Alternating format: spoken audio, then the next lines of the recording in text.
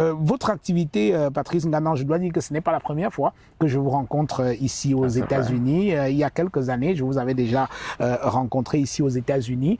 Et depuis lors, il y a eu une évolution dans votre carrière de professeur. Si je ne m'abuse, vous êtes enseignant à la Stony Brook University et vous êtes désormais chef du département de littérature. Je suis chef du département d'études africaines, africaines-américaines et puis caribéennes. Donc, un peu de littérature, c'est vrai, je m'en occupe. Mais j'ai des collègues également qui enseignent l'histoire, qui enseignent la sociologie, qui enseignent l'anthropologie, etc. Les études transnationalisme. Voilà. Oui. Alors, et justement, votre travail de chef de département, c'est une évolution dans votre carrière, c'est ça? Peut-être. Bon, il faut peut-être préciser aussi déjà que j'ai toujours très peu accordé d'importance à la carrière. Oui. Parce que, en fait, qui lit ce que j'écris se rend sans doute compte qu'il y a cette impulsion-là qui fait que j'accorde très peu d'importance à la carrière académique. C'est-à-dire, on pourrait d'ailleurs dire que je fais tout pour détruire ma carrière académique. Parce que, évidemment, lorsqu'on enseigne dans une université, il y a une obligation de réserve, il y a un protocole sur la participation dans les réseaux sociaux, il y a une déontologie et je ne respecte aucun de ces carnivals-là. Je ne l'ai d'ailleurs jamais fait. Et depuis que je suis aux États-Unis, ça a déjà été titulaire 2 fois. Mais ça a vraiment très peu d'importance. Ce qui est important pour moi, c'est l'écriture. L'écriture a toujours été au centre de ce que je fais. Et ça le demeure. Alors, et vous avez dit vous êtes le chef du département d'études africaines, c'est ça? Voilà, africaine-américaine et puis caribéenne.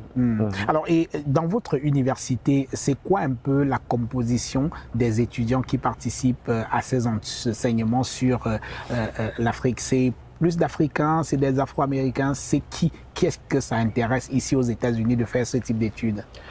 Déjà, l'université est située à New York, l'État de New York est grosso modo rural. New York City, c'est une ville cosmopolite, c'est vrai, mais c'est un îlot.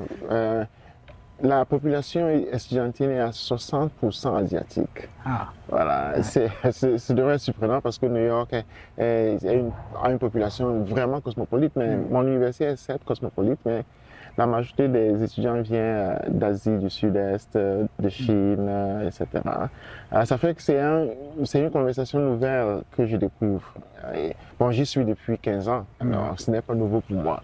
Voilà, cependant, ça réoriente ma manière d'enseigner parce que il faut partir du fait que la manière de voir, par exemple, des Asiatiques, de l'Afrique, ou bien des Noirs est différente de celle que les Européens ont toujours eue. Et le cursus que nous avons, même en Afrique d'ailleurs, pas d'habitude du fait que l'Europe soit au centre de nos préoccupations. Voilà, ce qui, ou bien dicte plus ou moins la vision que nous avons de ce que nous faisons, etc. Mais lorsque des gens évacuent l'Europe, d'emblée, le monde devient libre. Alors, et vous parliez de votre travail, vous êtes connu dans le monde plus pour vos écrits que pour votre travail de professeur d'université. Parlant justement d'écrits, il y a cet ouvrage qui est paru il y a quelques semaines aux éditions Teham. Et donc, c'est un livre c'est un symposium qui reprend un peu les actes d'un symposium qu'on a organisé sur votre œuvre. Alors, en tant qu'auteur, quand on organise tout un symposium pour parler de votre œuvre, comment se sent-on? Est-ce que c'est un accomplissement? C'est quoi? Comment vous percevez ça vous-même? Bon, c'est une preuve d'amitié d'abord. Parce que ce sont des amis et toute personne qui consacre une partie de son intelligence à l'analyse de ce que je fais est un ami, et même d'ailleurs un frère. Donc c'est une reconnaissance d'amitié, c'est plus ou moins une accolade. Donc c'était un travail familial.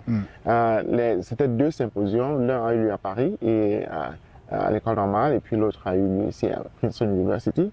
Bon, j'y étais présent, j'ai laissé parler tout le monde, c'est vrai. J'ai écrit 2 textes pour plus ou moins accompagner la publication de ce livre-ci. C'était en français et en anglais. Bon, c'était très plaisant, vraiment, il faut le dire. C'était très plaisant.